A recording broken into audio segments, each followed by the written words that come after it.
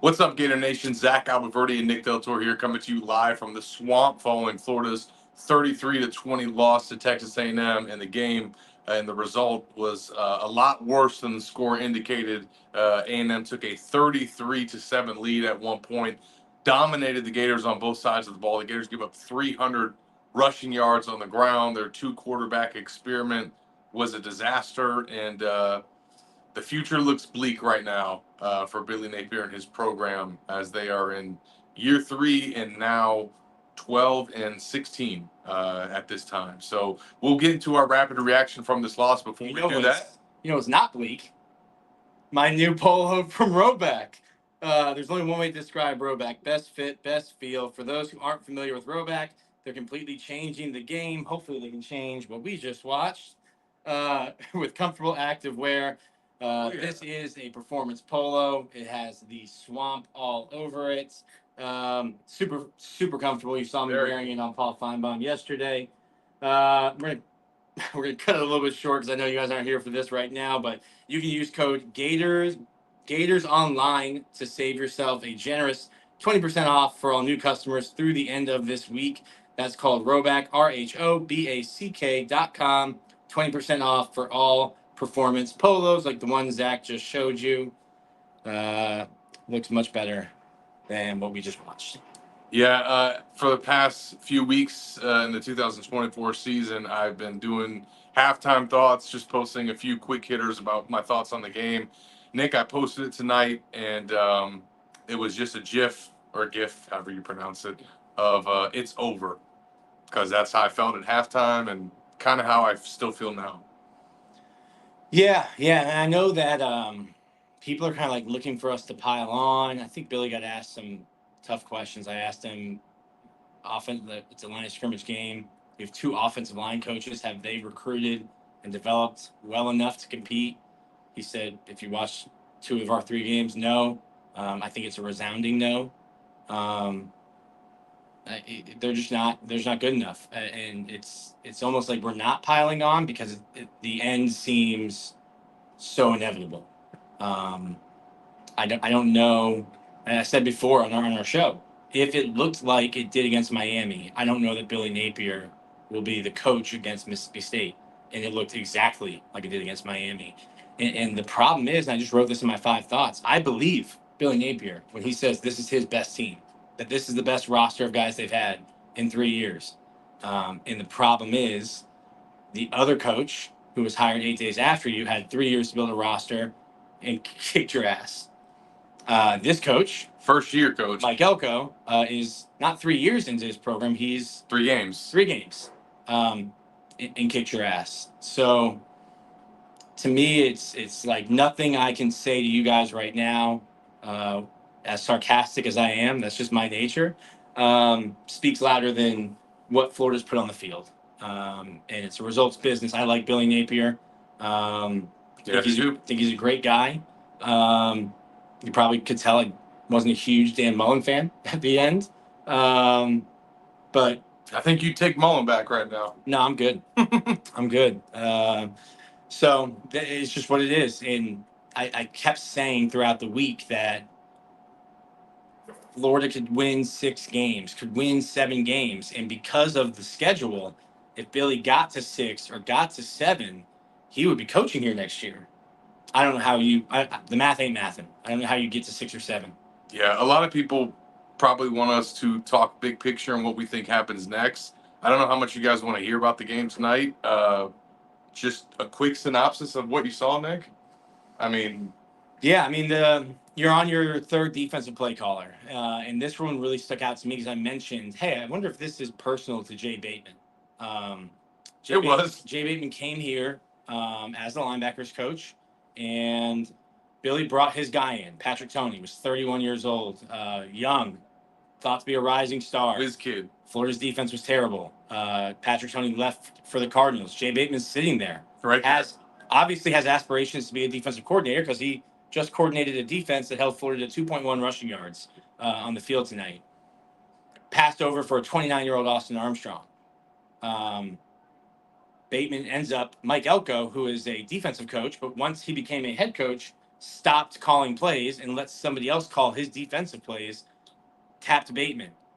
What did Billy Napier do? He got Ron Roberts, who is the coach that designed the defense for the previous two coordinators, which didn't work. So you're on your third defensive play caller. It's the exact same result. Billy Napier was asked about giving up 310 rushing yards. It's disgusting.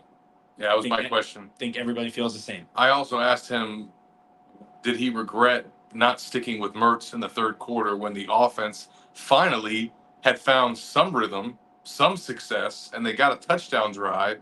And I know that it was already predetermined what the rotation was going to be and how they were going to alternate series. But at that point, down the way that Florida was down, you got to just go with the feel of the game, in my opinion, and stick with your 6-year senior that clearly you felt like you should have been playing, and he was right, and the fans were wrong because DJ Lagway was not ready for this stage, at least not ready to go against that defense, that skilled of a duo with Elko and Bateman. This was just not DJ's game to roll him out. And Tebow said that all week long to anybody that would listen, that this was not how you wanted to roll out your true freshman phenom in his first SEC game. And DJ competed. He did have a touchdown drive, but this experiment that they tried to pull off did not work out well. I don't know what they do moving forward.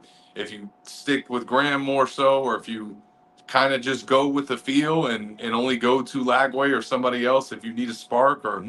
But it did not work. And obviously on the defensive side of the ball, I have to think at some point today or tonight or tomorrow when Napier wakes up in the morning, he'll have to think to himself, why didn't I just hire Jay Bateman? Because the defensive product still looks disgusting, as he said. Yeah, it's not up to standard. A&M scored in their first 4 drives. 2 of those drives were 92, 99 yards. The third downs that they gave up to Marcel Reed, who's he was backup quarterback. Reed apparently found out on Friday that he would be starting today. On his first drive, he was 4 of 4 for 54 yards on third down. He also had the 31-yard rush on 2nd and 21. I don't even know what to say. It's this is exactly the same defense we saw last year. Which why should we be surprised? The architect of the defense that we saw the last 2 years, called by different people, is now calling plays.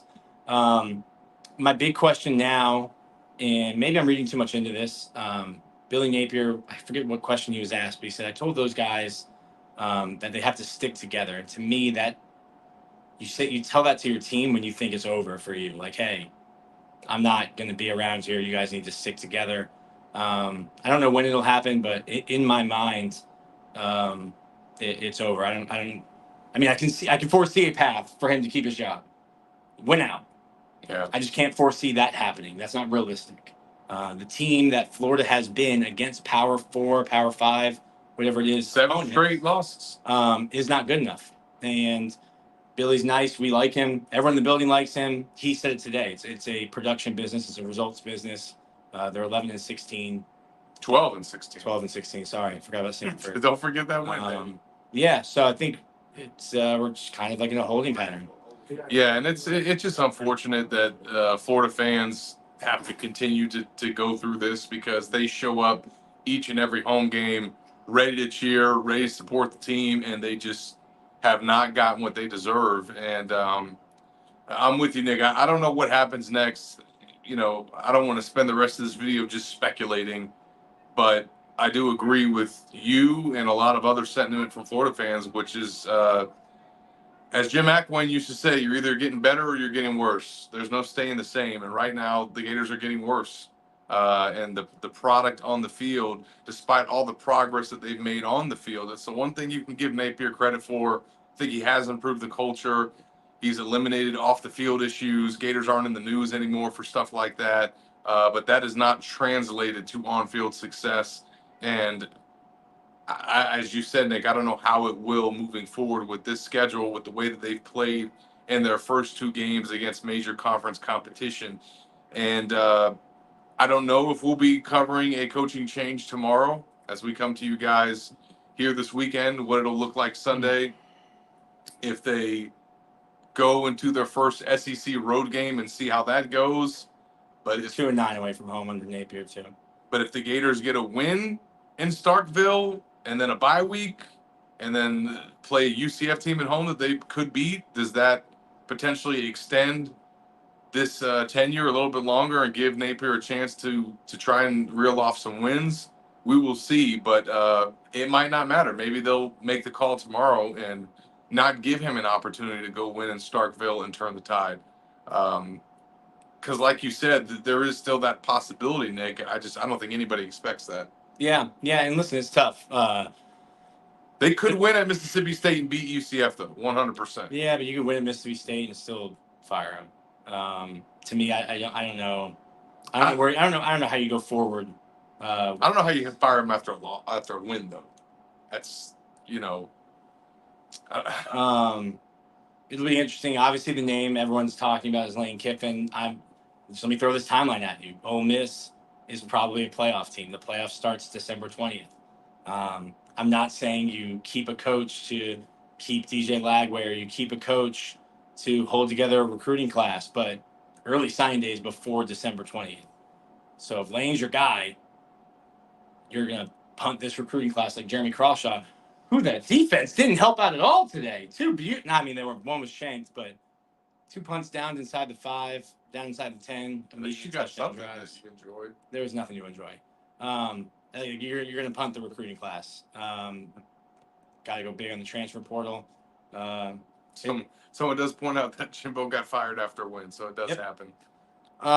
Yeah, it's just tough. I feel bad for you guys. We didn't tell fans that Florida had the best defensive line in the country, or that Florida was going to be a playoff contender.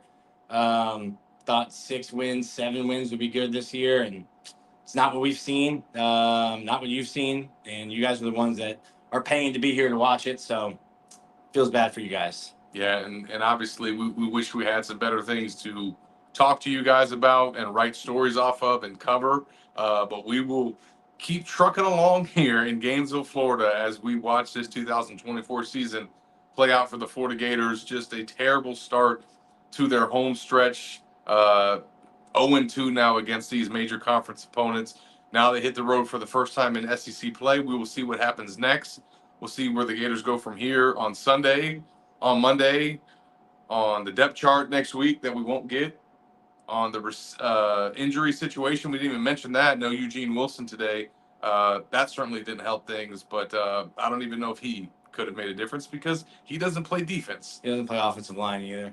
Yeah. So appreciate you guys for tuning in, everyone that's watching this and just frustrated. I feel for you guys. Hopefully we have some better news to bring you in the coming days and weeks. We will stay on top of it as always. For Nick Del Torre, I'm Zach Abolverdi. We'll see you guys for the Gators Online Show.